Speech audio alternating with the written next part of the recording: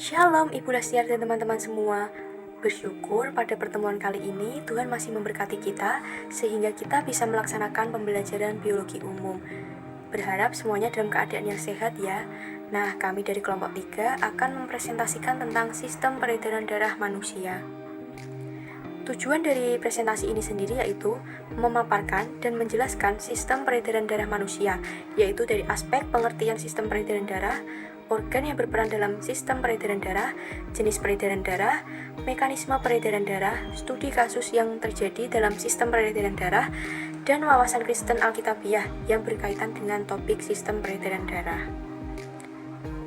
Ada baiknya kami dari kelompok 3 memperkenalkan diri kami terlebih dahulu.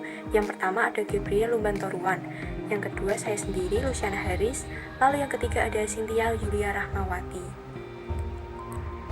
Adapun topik yang akan kita bahas dalam presentasi kali ini, yang pertama yaitu pengertian sistem peredaran darah, lalu yang kedua organ yang termasuk ke dalam sistem peredaran darah, yang ketiga jenis pembuluh darah dan sel darah, lalu yang keempat ada mekanisme, yaitu proses dan jenis apa saja yang terjadi dalam peredaran darah, yang kelima ada gangguan, yaitu kelainan atau penyakit pada sistem peredaran darah, yang keenam studi kasus, yaitu analisis kasus penyakit pada sistem peredaran darah manusia. Lalu yang terakhir ada wawasan Kristen Alkitabiah, yaitu pandangan Alkitab tentang sistem peredaran darah manusia.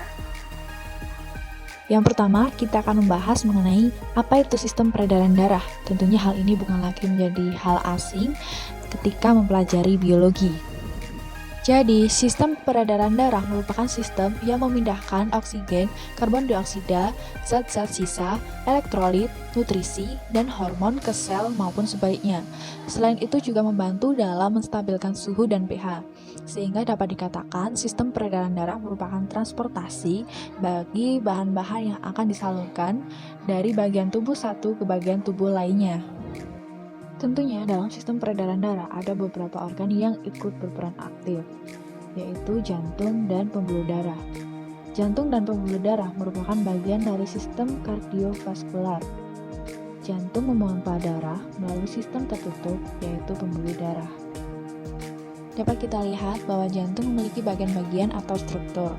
Jantung tersusun atas serambi atau sering kita sebut sebagai antrium. Serambi ini dibagi menjadi dua, yaitu serambi kanan dan kiri, yang mana memiliki masing-masing fungsi. Serambi kanan berfungsi untuk menerima darah kotor dari tubuh yang dibawa oleh pembuluh darah, sedangkan pada serambi kiri berfungsi untuk menerima darah bersih dari paru-paru. Perlu diketahui bahwa serambi ini memiliki dinding yang lebih tipis dan tidak berotot. Hal ini dikarenakan karena tugasnya yang cukup ringan, yaitu sebagai ruangan menerima darah. Selain dari serambi, jantung juga tersusun atas bilik atau biasa disebut dengan ventricle. Bilik ini juga terbagi menjadi dua, yaitu pertama bilik kanan yang berfungsi untuk memompa darah kotor dari jantung ke paru-paru. Selain itu ada bilik kiri yang berfungsi untuk memompa darah bersih dari jantung ke seluruh tubuh. Jika dibandingkan dengan serambi, bilik ini memiliki otot yang cukup tebal dikarenakan tugasnya yaitu memompa darah baik dari jantung ke paru-paru maupun ke seluruh tubuh. Lalu ada katup, yang mana fungsinya menjaga aliran darah mengalir ke satu arah. Katup ini dibagi menjadi 4, yaitu katup trikuspid yang mengatur aliran darah antara serambi kanan dan bilik kanan. Lalu yang kedua adalah katup pulmonal, yaitu mengatur aliran darah dari bilik kanan ke arteri pulmonalis yang membawa darah ke paru-paru untuk mengambil oksigen. Lalu yang ketiga adalah katup mitral, yang berperan untuk mengalirkan darah yang kaya oksigen dari paru-paru mengalir dari serambi kiri ke bilik kiri. Lalu yang terakhir adalah katup aorta, yaitu membuka jalan bagi darah yang kaya akan oksigen untuk dilewati dari bilik kiri ke aorta. Lanjut pada dinding jantung. Dinding luar disebut kantung perikardial atau perikardium pariental, yang tersusun oleh lapisan berserat yang merupakan jaringan ikat padat yang tidak terlalu teratur. Bagian dalam ditutupi oleh bagian tipis, yaitu lapisan serosa. Dinding jantung ini terdiri dari 3 lapisan, yaitu epikardium, miokardium, dan endokardium. Epikardium sendiri merupakan membran serosa pada permukaan jantung. Sedangkan miokardium merupakan lapisan tebal dan merupakan lapisan yang melakukan kerja jantung. Yang terakhir terdapat endokardium yang merupakan lapisan interior ruang jantung.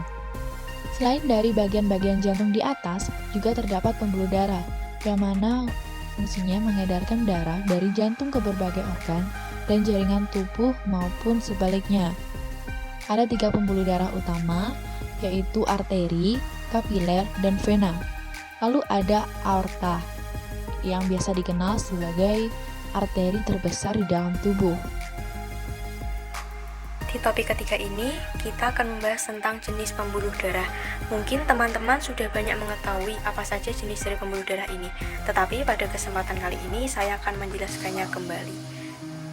Pembuluh darah ada 3 jenis. Yang pertama ada pembuluh arteri. Pembuluh arteri ini adalah pembuluh yang kaya akan oksigen. Ia membawa darah ke sisi kiri otot jantung atau ventrikel dan atrium kiri. Dinding pembuluh arteri ini cukup elastis sehingga mampu menjaga tekanan darah tetap konsisten. Lalu yang kedua ada pembuluh kapiler. Secara singkat, pembuluh kapiler ini menghubungkan arteri terkecil dengan vena terkecil. Lalu yang ketiga ada pembuluh vena. Pembuluh vena ini membawa darah yang miskin oksigen dari seluruh tubuh kembali ke jantung. Dibandingkan dengan pembuluh arteri, pembuluh vena memiliki dinding pembuluh yang lebih tipis. Lalu yang kedua ada jenis sel darah. Seperti terlihat pada gambar, sel darah terbagi menjadi 3 bagian. Yang pertama yaitu keping darah atau trombosit. Fungsi dari keping darah ini adalah memproses terjadinya pembekuan darah atau koagulasi saat tubuh sedang terluka. Lalu yang kedua ada sel darah merah atau eritrosit. Sel darah merah ini adalah penyusun jaringan darah terbesar. Warna sel darah merah disebabkan karena pigmen merah yang disebut dengan hemoglobin. Fungsi utamanya yaitu mengedarkan oksigen ke seluruh sel dan jaringan tubuh. Lalu yang ketiga yaitu sel darah putih atau leukosit. Sel darah putih merupakan salah satu mekanisme pertahanan tubuh terhadap infeksi luar. Saat terjadi luka, maka sel darah putih akan berkumpul di tempat luka yang merupakan jalur masuk bagi bakteri dan virus. Saat ada bakteri atau virus yang masuk, maka sel darah putih akan melakukan pola penyerangan yang hasilnya akan menimbulkan nanah. Nah, terdapat beberapa jenis sel darah putih. Yang pertama ada basofil. Basofil berperan penting dalam menghasilkan reaksi peradangan untuk melawan infeksi. Basofil ini juga turut berperan dalam munculnya reaksi alergi. Lalu yang kedua ada neutrofil. Hampir setengah dari jumlah sel darah putih dalam tubuh adalah sel neutrofil. Sel pertama dari sistem kekebalan tubuh yang merespon dengan cara menyerang bakteri atau virus. Lalu yang selanjutnya ada eosinofil. Merupakan salah satu jenis sel darah putih yang memiliki jumlah 7% di dalam sel darah putih ini. Fungsinya adalah untuk mencegah alergi, menghancurkan antigen antibodi, dan berperan merespon alergi. Lalu selanjutnya ada monosit. Monosit merupakan sel darah putih yang bisa dibilang sebagai truk sampah. Sel ini jumlahnya ada sekitar 5% dari keseluruhan sel darah putih. Fungsi dari monosit ini adalah berpindah ke jaringan-jaringan dalam tubuh sembari membersihkan sel-sel mati di dalamnya. Lalu yang terakhir adalah limfosit. Limfosit merupakan sel darah putih yang berperan untuk menjaga sistem kekebalan tubuh. Limfosit ini juga merupakan sel darah putih terbanyak kedua sesudah neutrofil. Selanjutnya adalah bagian yang keempat, mekanisme sistem peredaran darah. Mungkin kita tidak asing lagi nih dengan kata mekanisme, atau yang sering kita artikan dengan cara kerja ataupun proses yang terjadi dalam sistem peredaran darah kita. Nah, bagaimana sih mekanisme atau proses peredaran darah kita? Kita bisa lihat gambar yang sudah tertera di slide. Nah, pada jantung sisi kiri, yaitu yang berwarna biru, darah rendah oksigen akan memasuki jantung melalui 2 pembuluh vena cava inferior dan superior dan menuju atrium kanan. Atrium ini akan berkontraksi. Darah tersebut akan mengalir ke ventrikel kanan melalui katup trikuspid yang terbuka. Kita bisa lihat arah panahnya yang dalam gambar biru yang berwarna biru. Nah, setelah ventrikel ini penuh, katup trikuspid tadi akan menutup untuk mencegah darah mengalir mundur ke atrium. Nah, saat itu juga ventrikel akan berkontraksi dan darah akan meninggalkan jantung melalui katup pulmonal. Nah, di sini kita bisa melihat katup pulmonalnya ke arteri pulmonalis. Nah, arteri pulmonalis inilah yang akan mengantarkan darah tadi ke paru-paru. Nah, lalu darah akan kembali nantinya dengan kaya dengan oksigen. Kemudian, darah yang kaya akan oksigen ini akan dipompa kembali dan mengalir melewati jantung sisi kanan. Kita bisa melihat yang berwarna merah ini. Nah, darah akan melewati vena pulmonalis menuju atrium kiri yang berwarna merah. Nah, atrium akan berkontraksi dan mengalirkan darah ke ventrikel kiri melalui katup mitral yang terbuka. Nah, nantinya saat ventrikel ini penuh, katup tersebut akan menutup untuk mencegah darah mengalir kembali ke atrium. Nah, saat itu juga ventrikel ini akan berkontraksi. Darah nantinya akan meninggalkan jantung dari katup aorta, kita bisa melihat arah panahnya, ke aorta dan beredar ke seluruh tubuh. Itulah proses peredaran darah dalam tubuh kita. Mekanisme peredaran darah pada manusia sendiri ada dua jenis nih. Yang pertama, ada peredaran darah besar dan peredaran darah kecil. Kita akan membahas peredaran darah yang pertama, yaitu peredaran darah besar. Sistem peredaran darah besar atau sistemik ini berlangsung ketika bilik kiri jantung memompa darah yang mengandung oksigen melalui aorta atau arteri utama ke seluruh tubuh.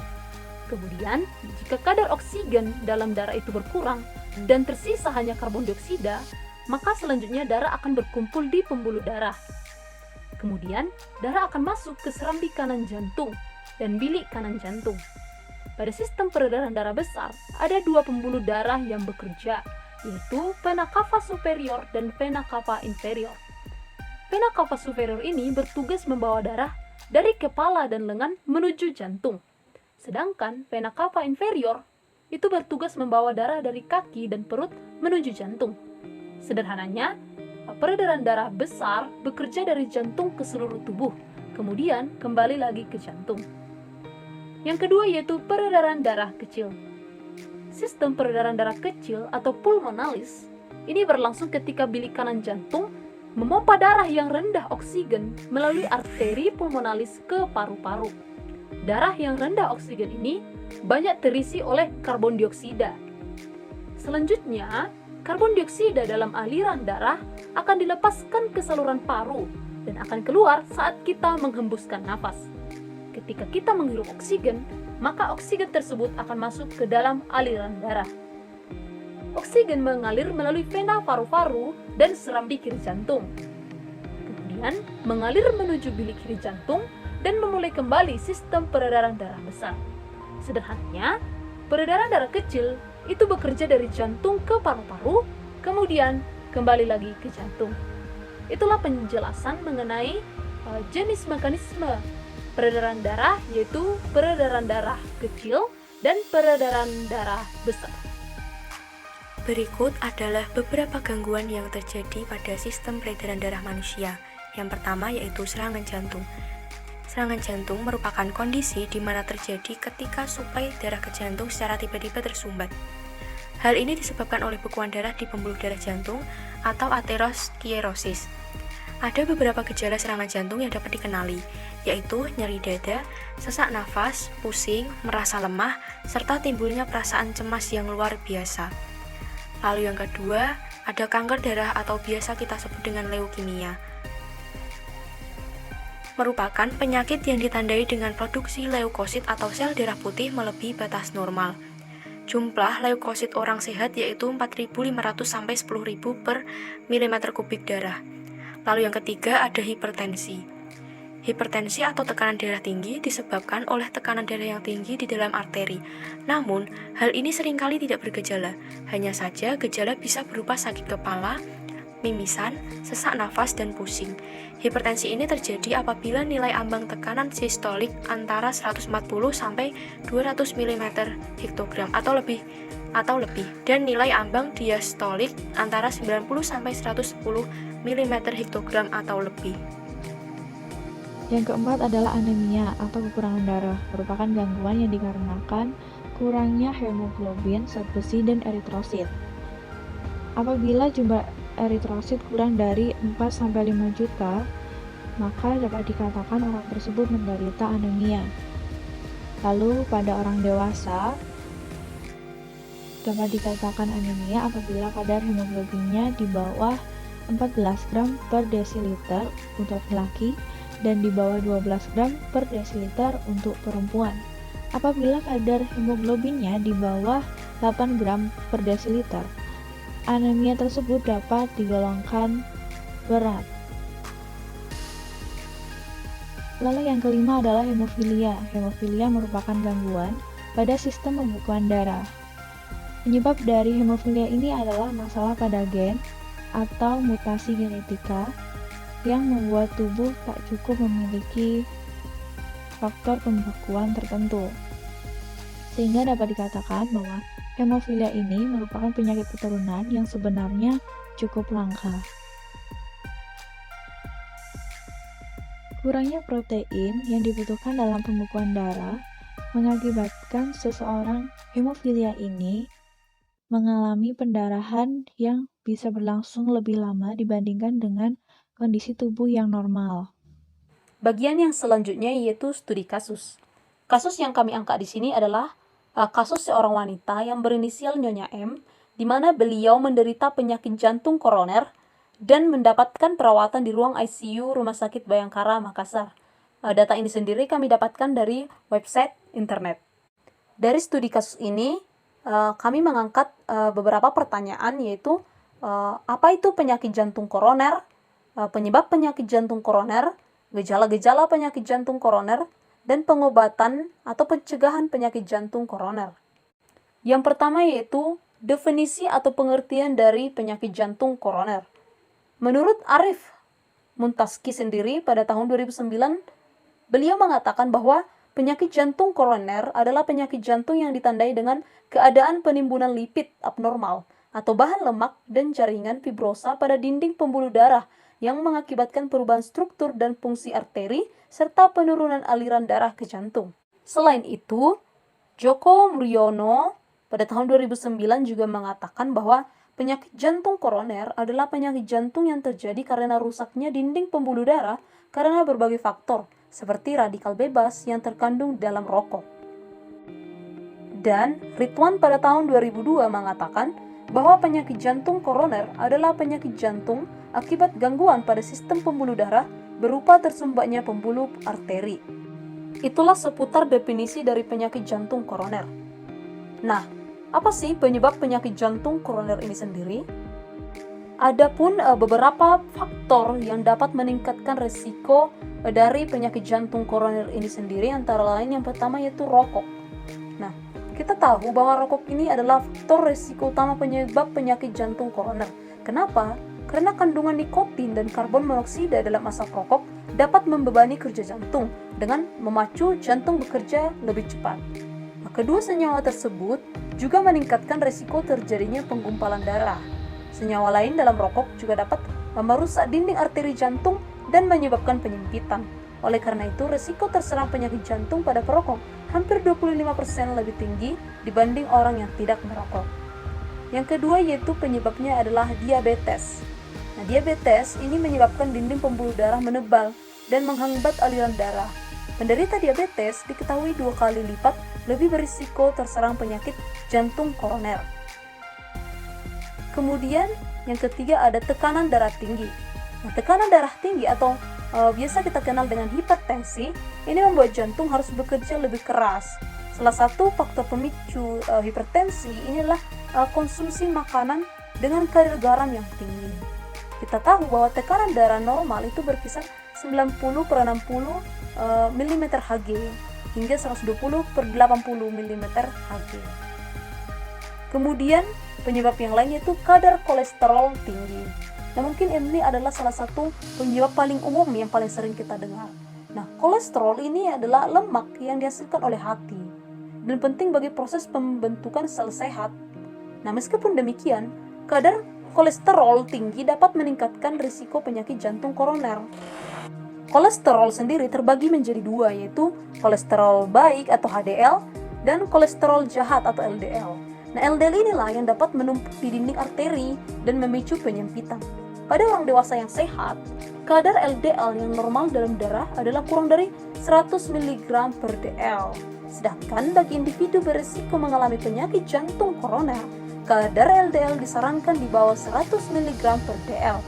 Batas maksimal kadar LDL akan lebih rendah bagi mereka yang sudah menderita penyakit jantung atau diabetes, yaitu di bawah 70 mg per dl. Kemudian ada juga nih yang paling sering terjadi juga, yaitu pola makan yang tidak sehat.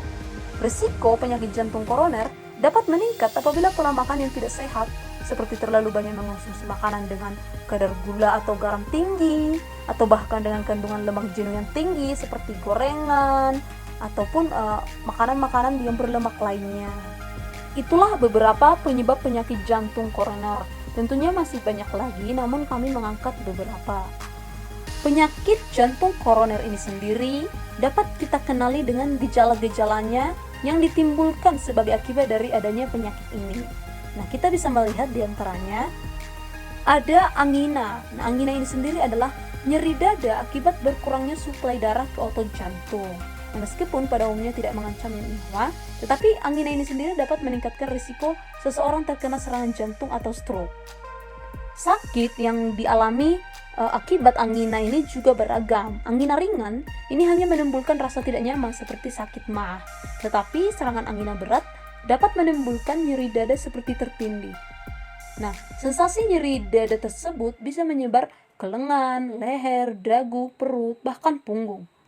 Kemudian ada serangan jantung. Nah, serangan jantung ini terjadi ketika arteri sudah tersumbat sepenuhnya. Nah, kondisi ini biasanya harus segera ditangani agar tidak terjadi kerusakan permanen pada otot jantung. Nyeri akibat serangan jantung serupa dengan angina. Hanya saja, nyeri pada serangan jantung akan terasa lebih berat dan dapat terjadi walaupun penderita itu sedang istirahat. Nah, gejala serangan jantung ini sendiri bisa berupa nyeri yang menjalar dari dada ke lengan, dagu, ke leher, perut, dan punggung. Nah, nyeri tersebut dapat berlangsung selama lebih dari 15 menit. Nah, selain gejala tadi, penderita juga biasanya mengalami pusing, berkeringat, mual, dan tubuh itu merasa lemas. Serangan jantung ini sendiri seperti kita tahu terjadi dengan tiba-tiba, terutama pada penderita diabetes dan lansia. Kemudian ada gagal jantung. Nah, penderita penyakit jantung koroner ini juga dapat mengalami yang namanya gagal jantung bila jantung terlalu lemah untuk memompa darah ke seluruh tubuh. Nah, kondisi tersebut menyebabkan darah menumpuk di paru-paru sehingga penderita ini mengalami sesak napas. Gagal jantung ini dapat terjadi seketika atau akut atau berkembang secara bertahap atau kronis. Untuk pengobatan dari jantung koroner ini sendiri, kita mengetahui bahwa zaman sekarang ini adalah zaman orang yang sudah berteknologi. Sudah semakin banyak teknologi yang disiapkan untuk mengantisipasi seperti penyakit jantung koroner ini sendiri, yaitu mulai meningkatnya ilmu kesehatan medis, misalnya dengan pencangkukan jantung. Nah, ini merupakan salah satu pengobatan dari penyakit jantung koroner ini sendiri. Kemudian bagaimana dengan pencegahannya? Ada yang mengatakan pencegahan itu lebih baik daripada mengobati. Nah, apa sih langkah-langkah yang bisa kita lakukan untuk mencegah penyakit jantung koroner ini sendiri? Yang pertama itu dengan menerapkan pola hidup sehat. Dengan hidup yang sehat, maka kita juga akan semakin terjauh daripada penyakit-penyakit luar yang membahayakan tubuh kita. Yang kedua yaitu menjauhi alkohol. Nah, alkohol ini merupakan salah satu minuman keras yang bisa merusak organ-organ tubuh kita, bahkan saraf-saraf kita. Sehingga dengan kita mulai mengurangi atau bahkan menjauhi alkohol akan membuat hidup kita lebih sehat lagi. Yang ketiga yaitu dengan menjauhi rokok. Kita mengetahui bahwa rokok sudah begitu banyak berjualan, dijual di pasar-pasar atau bahkan dijual dari individu ke individu. Kita mengetahui kandungan dari rokok dan bahkan kita mengetahui akibat dari rokok itu sendiri. Maka kita sebagai manusia yang punya akal dan budi yang telah diberikan Tuhan kepada kita ketika masa penciptaan, maka sudah seharusnya kita menggunakannya dengan baik. Rokok bukanlah sesuatu hal yang menyehatkan. Mungkin kita bisa mengkonsumsinya, namun sesuai takaran untuk yang normal. Namun untuk secara berlebihan, itu tentu akan merusak tubuh kita dan merusak kekudusan tubuh kita yang sudah diberikan oleh Tuhan kepada kita. Wawasan Kristen Alkitabiah. Pandangan Alkitab yang dapat kami ambil dari topik pembahasan sistem peredaran darah ini adalah yang pertama, Kejadian 1 ayat 31a yang bunyinya, maka Allah melihat segala yang dijadikannya itu sungguh amat baik. Hal ini mengingatkan kembali kepada kita bahwa pada saat Allah menciptakan manusia dan segala isi organ tubuhnya, Allah menciptakannya dengan sangat baik, teratur, dan sangat mendetail. Bahkan terkadang akal manusia tidak bisa memikirkan betapa sempurnanya Allah dalam menciptakan manusia itu beserta seisi organ tubuhnya dengan sangat baik dan mendetail. Lalu yang kedua ada Matius 26 ayat 28 yang bunyinya, sebab inilah darahku, darah perjanjian yang ditumpahkan bagi banyak orang untuk pengampunan dosa. Sesuai dengan topik bahasan kelompok kami pada pertemuan kali ini, yaitu tentang sistem peredaran darah, kita diingatkan kembali tentang darah Yesus, yaitu darah Yesus yang menebus dosa manusia. Manusia yang awalnya sudah jatuh ke dalam dosa, kembali dipulihkan hubungannya dengan Allah melalui pengorbanan Yesus di atas kayu salib. Lalu yang ketiga ada 1 Korintus 6 ayat 19-20 yang bunyinya, atau tidak tahukah kamu bahwa tubuhmu adalah bait Roh Kudus yang diam di dalam kamu, Roh Kudus yang kamu peroleh dari Allah, dan bahwa kamu bukan milik kamu sendiri, sebab kamu telah dibeli dan harganya telah lunas dibayar. Karena itu muliakanlah Allah dengan tubuhmu. Ayat ini kembali menyadarkan kita bahwa tubuh kita ini adalah bait Allah yang kudus, di mana sudah seharusnya kita sebagai umat percaya atau umat Allah mempergunakan tubuh kita ini untuk memuliakan Allah dan melayaninya selagi kita masih bisa melakukannya. Berikut ada referensi yang kami ambil dalam membuat bahan presentasi ini. Sekian presentasi dari kelompok kami. Jika ada perkataan yang kurang berkenan, kami memohon maaf. Terima kasih, Tuhan Yesus memberkati.